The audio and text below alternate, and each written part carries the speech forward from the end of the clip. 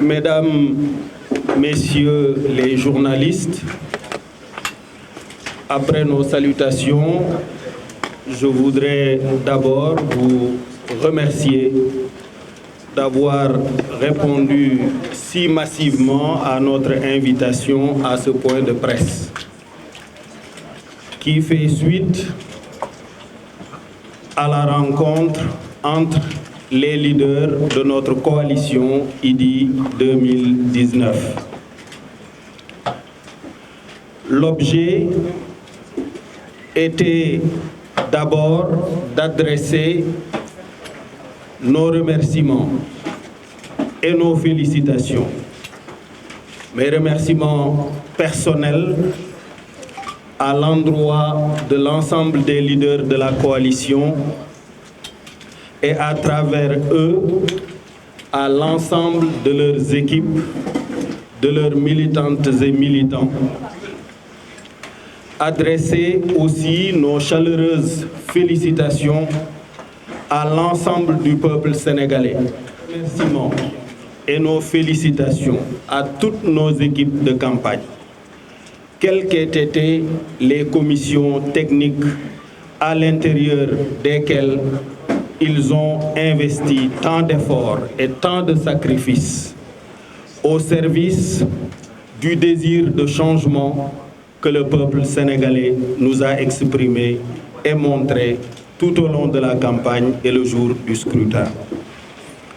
Ces remerciements s'adressent aux équipes de soutien, la sécurité, les chauffeurs et même les équipes de presse qui nous ont accompagnés tout au long de la campagne et qui ont partagé avec nous toutes les difficultés liées à cet exercice.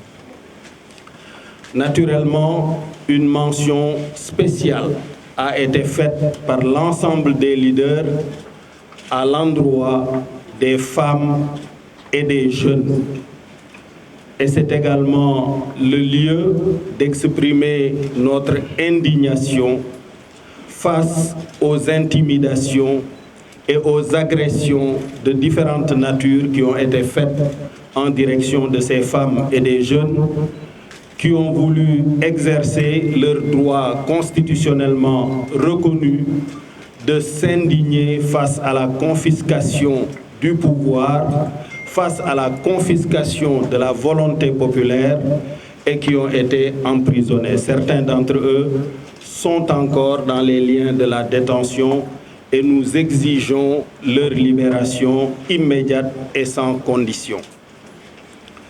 Je voudrais également exprimer une pensée à l'endroit d'un grand absent de notre coalition, notre frère et ami Khalifa Ababacar Sall, dont nous exigeons également la libération immédiate et sans condition. Les remerciements s'adressent à l'ensemble des populations sénégalaises dont nous avons pu mesurer les sacrifices et les efforts. Ils ont fait leur devoir. Ils se sont massivement mobilisés au service du Sénégal et ils ont exprimé sans équivoque leur désir de changement. Je voudrais leur dire en mon nom propre et au nom de l'ensemble des leaders de notre coalition qu'avec responsabilité, mais également avec fermeté et détermination, nous entendons rester mobilisés pour la prise en charge de ce désir de changement et pour la défense des acquis démocratiques de notre peuple. Acquis qui ont coûté à travers l'histoire à tant de générations en termes de sacrifices, y compris de sacrifices en vie humaine. Naturellement, cette mobilisation et cette détermination sera poursuivie sans équivoque et sans aucune ambiguïté.